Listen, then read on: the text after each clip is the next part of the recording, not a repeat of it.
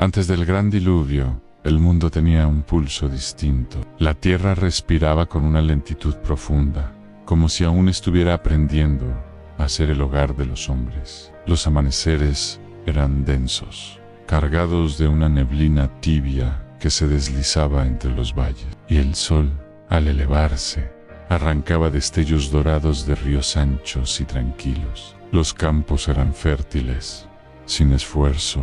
La hierba crecía alta, los árboles daban fruto en abundancia y los animales caminaban sin miedo entre los asentamientos humanos. La vida florecía, pero algo, en lo más profundo, se había roto. Los hombres y las mujeres se multiplicaron, levantaron ciudades, aprendieron a forjar herramientas y a dominar la tierra. Pero con ese crecimiento también creció la violencia. Las risas en las plazas se mezclaban con gritos de ira. La ambición se respiraba como polvo en el aire.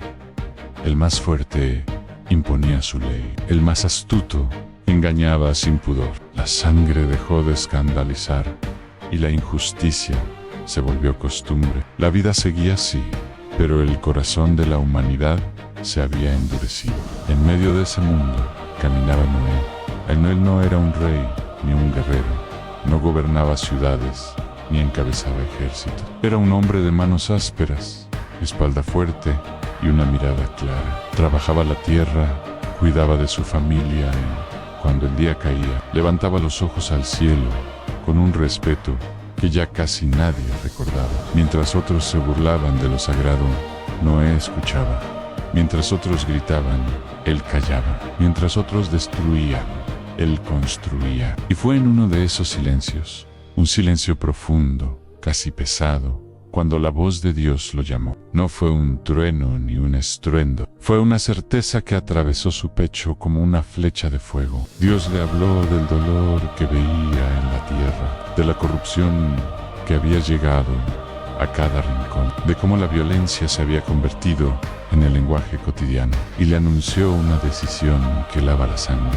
En las aguas cubrirían el mundo. La vida sería barrida como polvo del suelo, pero junto al juicio llegó la misericordia. Noé escuchó el encargo más imposible que alguien pudiera recibir. Construye un arca, no una barca pequeña, no un refugio temporal, un coloso de madera, más grande que cualquier construcción que el hombre hubiera visto. Una nave destinada a salvar la vida en medio de la destrucción. Dios le dio medidas exactas, instrucciones precisas, detalles que no admitían error, y le hizo una promesa. Noé, su familia y representantes de cada especie viva entrarían en ella y vivirían. Cuando la voz cesó, Noé quedó solo con el viento y el peso de la misión. Podría haber dudado, podría haber pensado que era una locura, podría haber callado y fingido que nada había ocurrido. Pero al amanecer siguiente, tomó su hacha. Los golpes secos de la madera comenzaron a romper la rutina del lugar. Día tras día, el arca empezó a levantarse en tierra seca, lejos de mares, lejos de ríos caudalosos. La gente se detenía a mirar, primero con curiosidad, luego con burla, más tarde con desprecio abierto. Un diluvio, reían. Agua cayendo del cielo. Este hombre está loco. Noé no respondía. Seguía cortando. Seguía ensamblando. Seguía creyendo. Pasaron años, décadas. El arca creció como una montaña artificial, proyectando sombras largas sobre el suelo. Su madera crujía con el calor del día y gemía con el frío de la noche. Cada clavo que hundía era un acto de fe. Cada viga que colocaba, una oración silenciosa. Su familia trabajaba a su lado, soportando las mismas burlas, pero unidos por la misma convicción. Entonces, un día, el aire cambió. Algo se sentía distinto, y los animales comenzaron a llegar, no en una estampida caótica, sino en un orden inquietante. Venían en parejas de 2 en 2, leones, osos, lobos, serpientes, ciervos, ovejas, conejos, aves de todo tipo, algunos dóciles, otros feroces. Sus pisadas levantaban polvo, sus respiraciones formaban nubes en el aire fresco. Predadores caminaban junto a presas sin atacarse. Era como si una mano invisible mantuviera a raya el instinto salvaje, guiándolos a todos hacia un mismo destino. A la gente dejó de reír. El miedo y la confusión reemplazaron a la burla. Noé, sus hijos Sem, Cam y Jafet, y sus nueras guiaban a las criaturas hacia el interior del arca. El sonido de mugidos, rugidos, aleteos y siseos llenó el enorme espacio. El arca, que antes parecía una estructura hueca y muerta, se llenó de calor, de vida, de movimiento. Finalmente, cuando el último animal estuvo a bordo, entró la familia. Y entonces ocurrió algo que nadie esperaba. La puerta se cerró, no por mano humana. Se cerró por voluntad divina, sellando el arca desde afuera en silencio. Por un momento no pasó nada. Quizás quienes estaban afuera pensaron que todo había sido un espectáculo extraño, pero sin consecuencia. Pero entonces, el primer trueno partió el cielo. Las nubes, negras y densas, se desgarraron. La lluvia cayó con una violencia inaudita, como si el firmamento se hubiera roto. Gotas enormes golpeaban la tierra levantando barro. No era una lluvia normal, era un diluvio. Los ríos comenzaron a desbordarse. El suelo saturado cedió.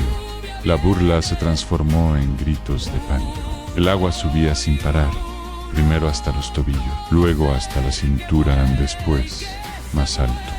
Las puertas de las casas cedieron, los muros se derrumbaron.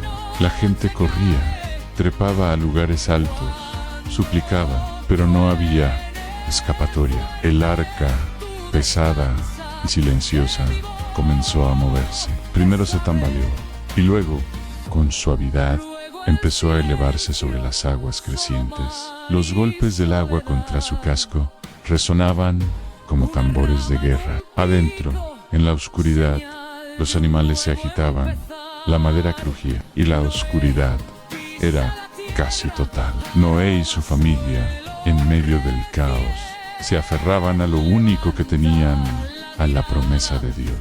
Durante 40 días y 40 noches, el cielo no se cerró. El mundo conocido fue borrado. Las montañas desaparecieron bajo un mar sin límite. Donde hubo ciudades bulliciosas, ahora solo había olas. Donde hubo caminos transitados, ahora solo había corrientes traicioneras. El mundo que había sido dejó de existir. El arca flotaba sola, mecida por un océano infinito. El tiempo perdió sentido, no había horizonte.